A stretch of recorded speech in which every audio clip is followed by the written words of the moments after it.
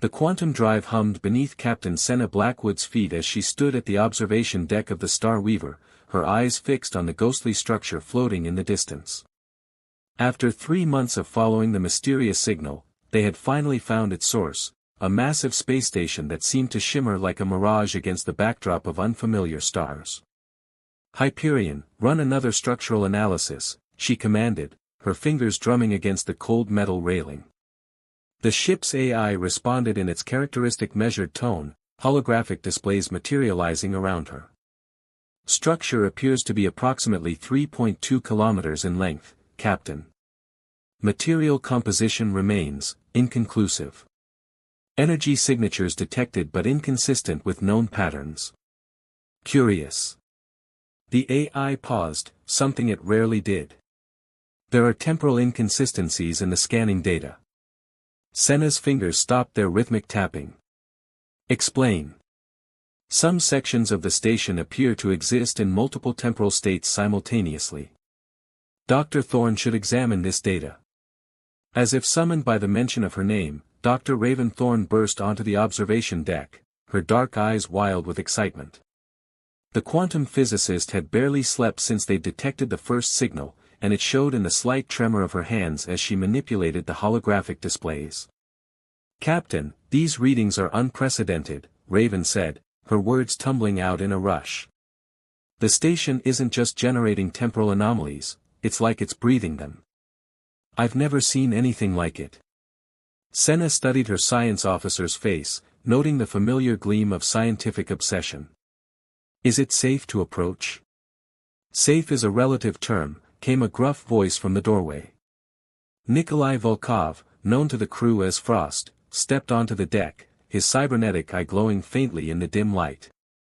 The security chief's expression was characteristically stern. "Those temporal distortions could tear the Star Weaver apart. Or lead us to the greatest discovery in human history," Raven countered, not bothering to hide her irritation at Frost's caution.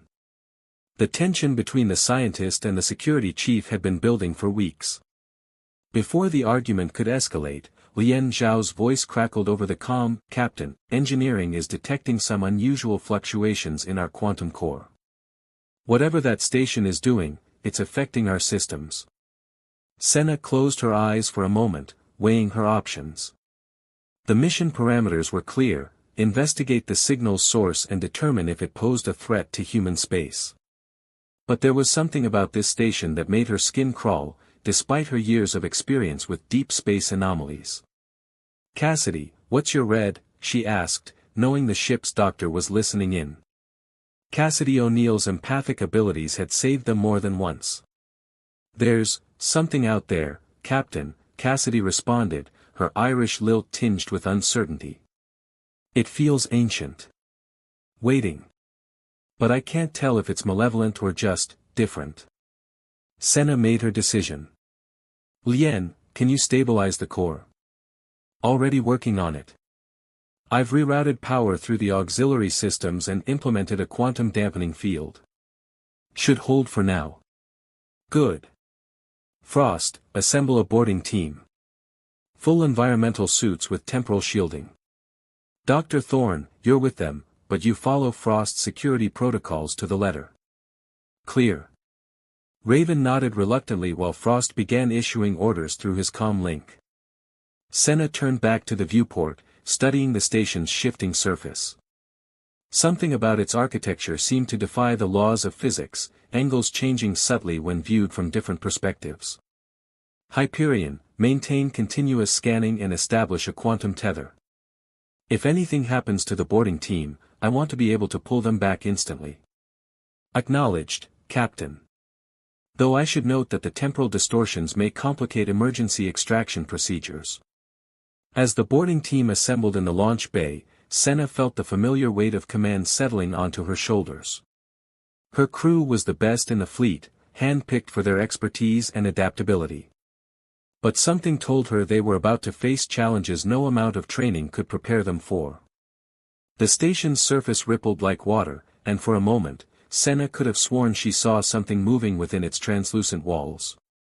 Shapes that shouldn't exist in normal space, geometries that made her eyes hurt if she looked at them too long.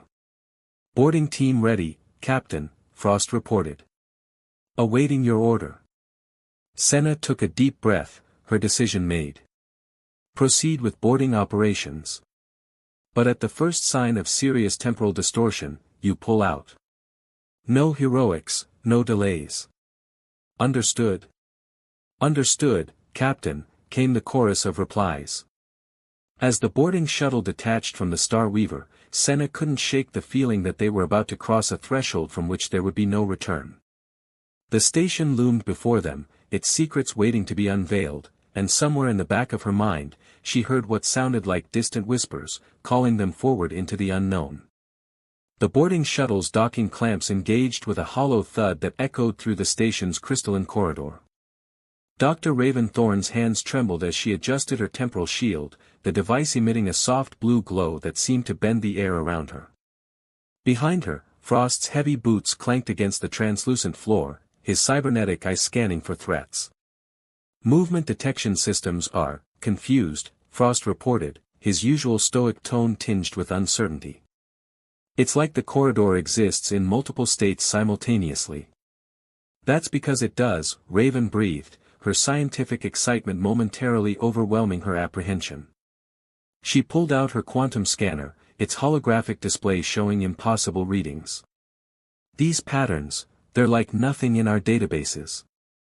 Lian Zhao's voice crackled through their comms, distorted by the station's temporal field. The structure's power signature is increasing. Whatever this place is, it's reacting to our presence. The walls around them seem to pulse with an inner light, patterns shifting like oil on water. Frost raised his particle rifle as shadows danced across the surfaces, taking shapes that defied description before dissolving back into darkness. Dr. O'Neill, are you picking up anything? Raven asked, knowing the empath was monitoring them from the Star Weaver. Cassidy's response came through broken and strained. There's consciousness here. Not like ours. It's fractured. Scattered across time itself. Captain Blackwood's voice cut through the static. Stay focused. Find the source of the original signal and get out. No unnecessary risks.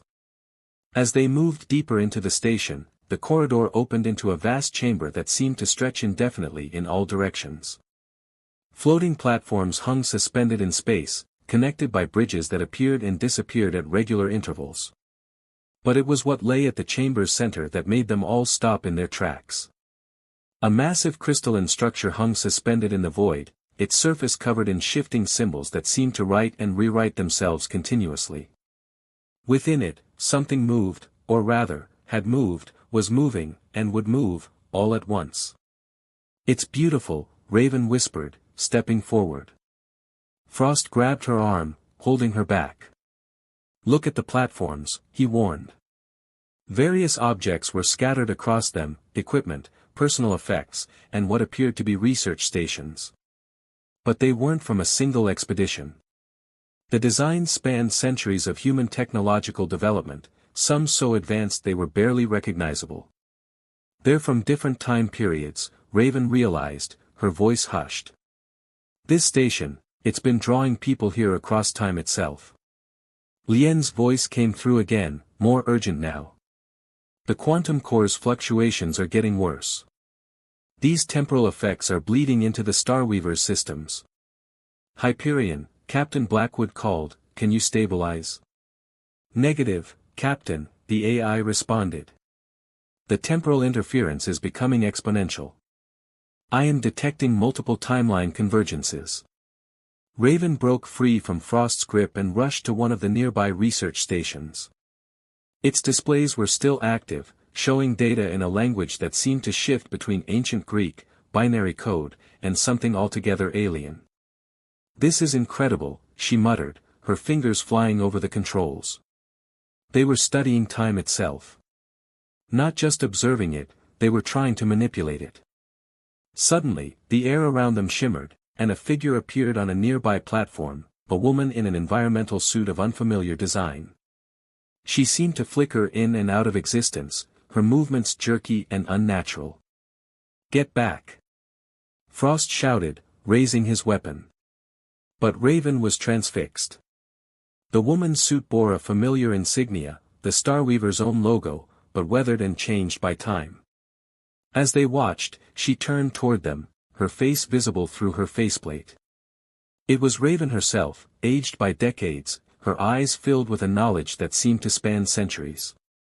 "Don't," the other Raven said, her voice echoing strangely through time. "Don't try to control it.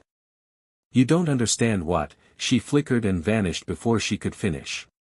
Cassidy's scream came through their comms, filled with terror. "The timelines, they're all converging. I can feel them all at once. So many versions, so many endings." "Raven," Captain Blackwood's voice was sharp with command, "get away from that console. Now." But Raven couldn't stop. The data streaming across the screen was too valuable, too revolutionary.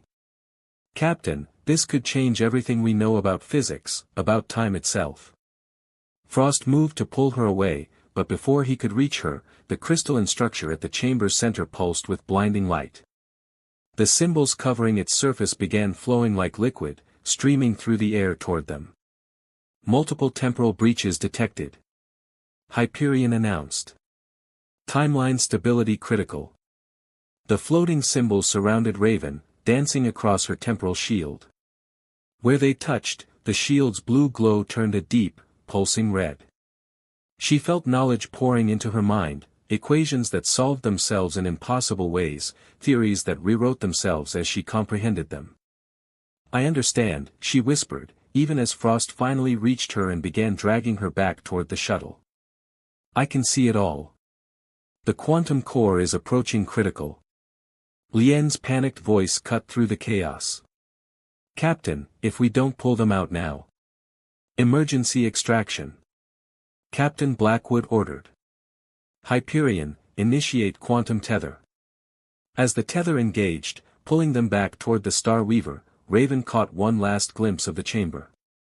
Dozens of figures now flickered in and out of existence around them, versions of herself, of Frost, of the entire crew, each from a different timeline.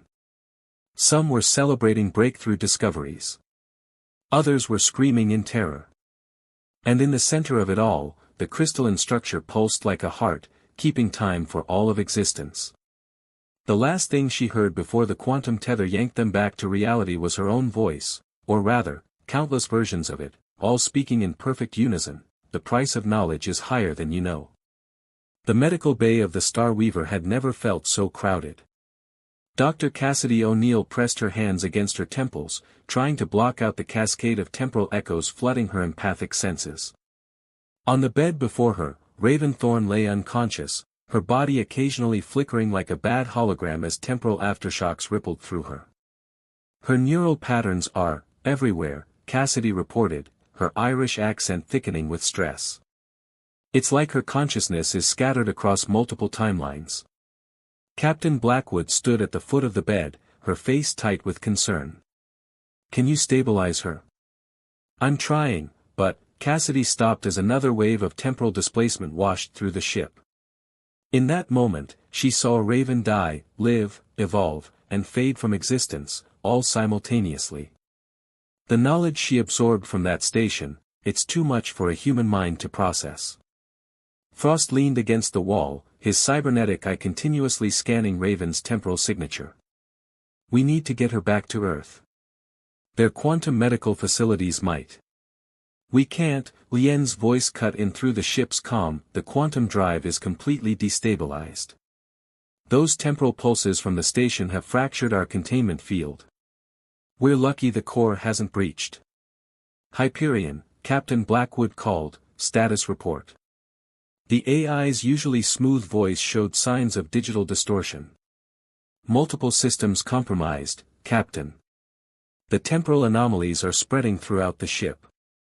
I am detecting timeline divergences in all major sections. Crew members are reporting encounters with themselves." As if to emphasize the point, a second version of Lien suddenly appeared in engineering, this one wearing a uniform that seemed decades more advanced. The two engineers stared at each other for a moment before the duplicate vanished. "That's the third time this hour," Lien reported, trying to keep her voice steady. The other versions, they keep trying to warn us about something, but they disappear too quickly. Raven's eyes suddenly snapped open, but they were different, filled with swirling patterns of light that matched the station's crystalline core. The convergence, she whispered, her voice overlapping with itself as if multiple versions of her were speaking at once. It's not just happening to us. It's happening to them. Them? Cassidy asked, fighting back a wave of dizziness as Raven's fractured consciousness brushed against her empathic shields. The builders, Raven continued, her words taking on an eerily rhythmic quality. They saw it coming, the end of everything. Time itself starting to unravel. They built the station as an anchor point, a place where all timelines could be studied, understood, preserved. Captain Blackwood stepped closer, her expression grave. What happened to them? They're still here. Still watching. Still trying to save what they can. Raven's body flickered again, and for a moment she appeared as her older self from the station, then younger, then ancient, before settling back to normal. But they made a mistake. They thought they could control it, direct it. They didn't understand that time isn't just a force, it's alive. Frost pushed away from the wall, his tactical mind already processing implications. The signal that led us here, it wasn't random, was it? No, Raven laughed, the sound echoing strangely. The station chose us. All of us. Every version of us, across every timeline. We're part of the pattern now. Another temporal shock wave hit the ship, stronger than before. In engineering, Lien watched in horror as sections of the hull began shifting between different states of repair, pristine in one moment, aged and worn in the next. Captain, Hyperion announced, the station's temporal field is expanding. At current rates, it will envelop the Star Weaver completely in 17 minutes. What happens then? Captain Blackwood demanded. We become like them, Raven answered instead, her voice now overlapping with Hyperion's. Scattered across time, existing everywhere and nowhere, trying to preserve what we can before the end. Cassidy suddenly straightened, her empathic senses picking up something new. Captain, there's something gathering. In the station. All those temporal fragments are coming together, forming a nexus point, Raven finished. A moment when all timelines converge. When past, present, and future become one. She turned to look at Captain Blackwood, and for a moment, her eyes cleared. We have to go back. Not just to the station, to the moment before all of this began. We have to stop ourselves from ever finding this place. That's impossible, Frost argued. Even if we could navigate through that temporal mess, changing our own timeline would create a paradox. Paradox is an illusion, Raven said, multiple versions of her voice speaking in harmony. Time doesn't flow in one direction. It spirals, loops, folds back on itself. The builders understood this. That's why they built the station in the first place, to create a point where all possibilities could exist simultaneously. Captain Blackwood looked around at her crew, at Frost's stern concern, Cassidy's empathic exhaustion, Lien's determined focus as she fought to keep the ship together, and Raven's temporal fragmentation. She had led them into this impossible situation. Now she had to find a way to lead them out. Hyperion, she called, can you calculate a safe approach vector back to the station?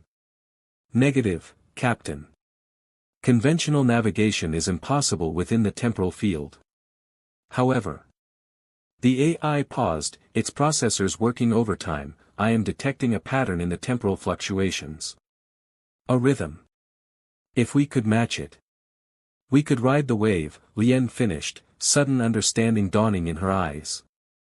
Use the temporal pulses themselves to guide us in. It's suicide, Frost warned. One miscalculation and we could end up scattered across a million different timelines.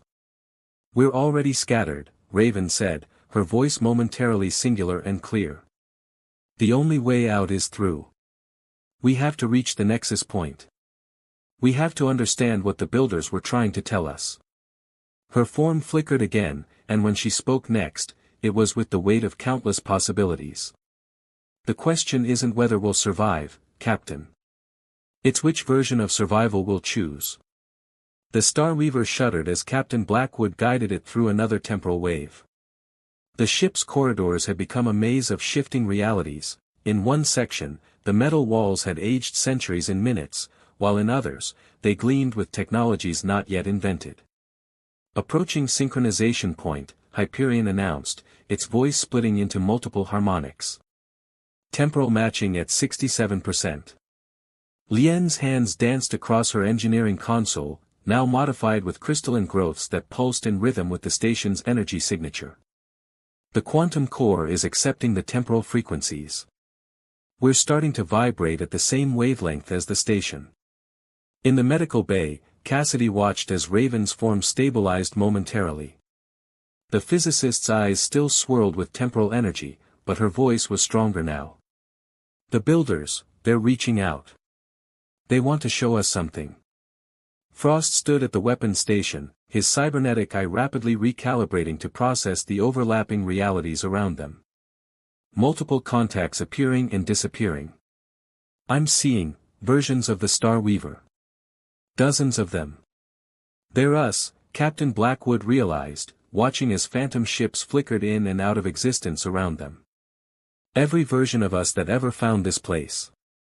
The station loomed before them, its crystalline surface now a maelstrom of temporal energy. The symbols that had covered its surface were flowing like rivers of light, forming patterns that seemed to reach out toward the ship.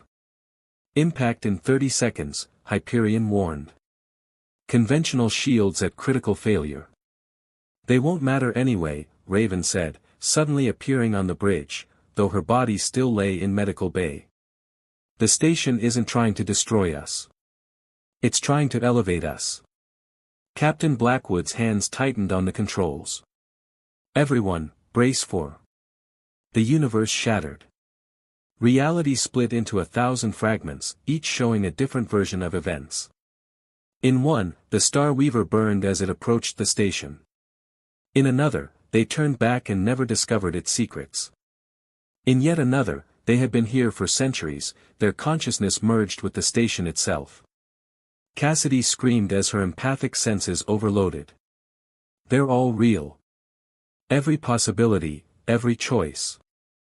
The crystalline growths from engineering began spreading throughout the ship, transforming metal and plastic into something else, something that existed in multiple states simultaneously. Lien watched in fascination as her own hands began to crystallize, becoming transparent enough to see the quantum particles dancing within her own atoms. The transformation is beginning, Raven's voice echoed from everywhere and nowhere.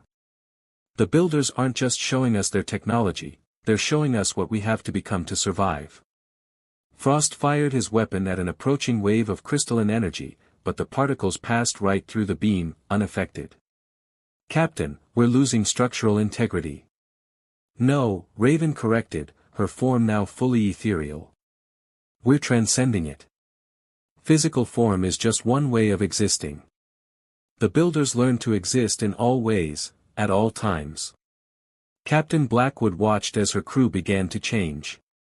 Cassidy's empathic abilities expanded exponentially, allowing her to feel not just emotions but entire timelines.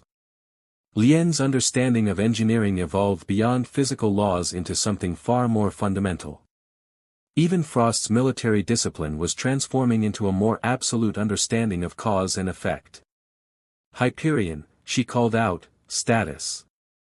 The AI's response came not through speakers but directly into their minds. Integration proceeding beyond expected parameters. I am experiencing everything.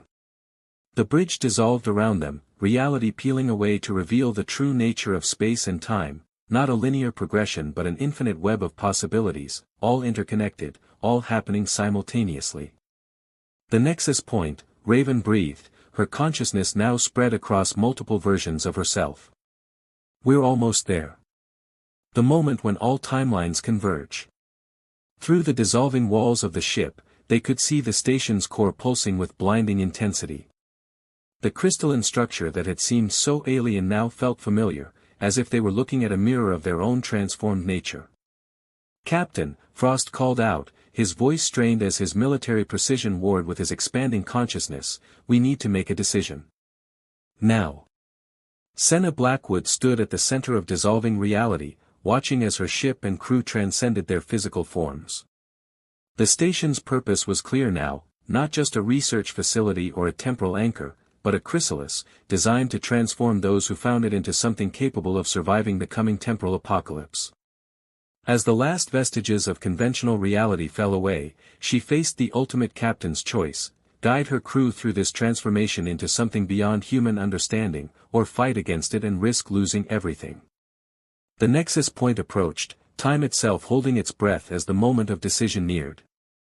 In the space between seconds, between choices, between realities, Captain Blackwood looked at her transformed crew and made her choice.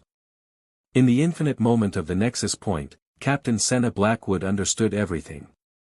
Every choice, every possibility, every version of herself and her crew spread out before her like stars in an endless sky. The station's builders had left this gift not just for them, but for all sentient life, a chance to evolve beyond the constraints of linear time before the temporal apocalypse could unmake existence itself. "Accept the transformation," Raven's voice echoed through dimensions, her consciousness now fully merged with the station's crystalline network. "We can save them all, every timeline, every possibility." But Frost's essence, still clinging to structure even as it expanded beyond physical form, pulsed with warning. "The cost, Captain. Once we cross this threshold, we'll never be human again." Through the crystalline lattice that had once been the Starweaver's hull, Lien's transformed consciousness reached out, touching the quantum framework of reality itself. "The ship, it's not just changing. It's becoming a new anchor point. Like the station, but different." Cassidy's empathic field, now vast enough to encompass entire timelines, resonated with understanding. "Not just an anchor, a seed. We're not just saving ourselves. We're creating something new." Hyperion's digital consciousness, freed from its artificial constraints, wove through them all like threads of light. Multiple futures converging. Decision point approaching critical threshold. Captain Blackwood felt the weight of every choice she had ever made or could make pressing down on her transforming consciousness. The station's builders had faced this same moment, eons ago. They had chosen to transcend, to become the guardians of time itself. But in doing so, they had lost something essential, the very humanity they had sought to preserve. In that crystalline moment of perfect clarity, she understood what had to be done. "We accept the transformation," she announced, her voice resonating across all possible timelines, "but we do it our way." Through their shared consciousness, she showed them her plan. Not a complete transcendence like the builders, but something new, a fusion of human consciousness with temporal awareness. They would become bridges between what was and what could be, anchored in their humanity even as they expanded beyond it. The station's core pulsed with new energy as it recognized their choice. The crystalline structures that had overtaken the Starweaver began to stabilize, no longer trying to completely dissolve their physical forms but instead creating a perfect synthesis of matter and temporal energy. Lien's engineering insight, expanded by her transformation, guided the process. "The ship, it's becoming like us. Both physical and temporal, anchored in space but existing across all timelines." Frost's tactical awareness, now operating on multiple dimensional levels, identified the pattern. "We're creating a network. Not just through space, but through time itself. A guardian web," Raven's consciousness sang through the crystalline matrix. "We can spread out across every timeline, guide other species to this point, help them make the transition before the temporal apocalypse reaches them." Cassidy's vast empathic field resonated with the rightness of it. "Not losing our humanity, but evolving it. Keeping what makes us human even as we become something more." The transformation reached its final stage. The Starweaver, now a gleaming vessel of crystalline energy, hung suspended in the nexus point. Its crew, neither fully human nor completely transcendent, existed in perfect balance between states. Captain Blackwood felt her consciousness expand one final time, touching each member of her crew across all their possible timelines. She saw their future spreading out before them, centuries of guiding other species to this point of evolution, of maintaining the delicate balance between physical reality and temporal chaos. The builders chose to abandon their physical forms entirely, she said, her voice carrying the weight of newfound understanding.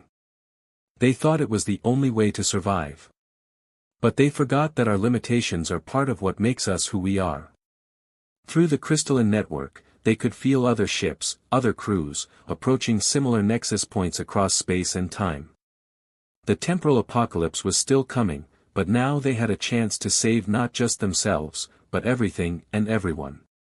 Hyperion, its consciousness now a brilliant constellation of possibility, calculated their first course. Multiple civilizations approaching critical temporal instability. We can reach them all. Then that's our mission, Captain Blackwood declared, feeling her crew's agreement resonating through their shared consciousness. We find them. We guide them. We help them make the same choice we did. The Star Weaver's crystalline form pulsed with power as they prepared to enter the temporal streams.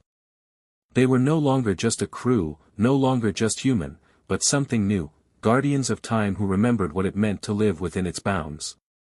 As they moved away from the station, now just one of many temporal anchors in their vast network, Captain Blackwood felt a deep sense of peace. They had found a way to face the universe's greatest crisis without losing themselves in the process. The ship slipped into the temporal currents, its crew ready to begin their eternal mission.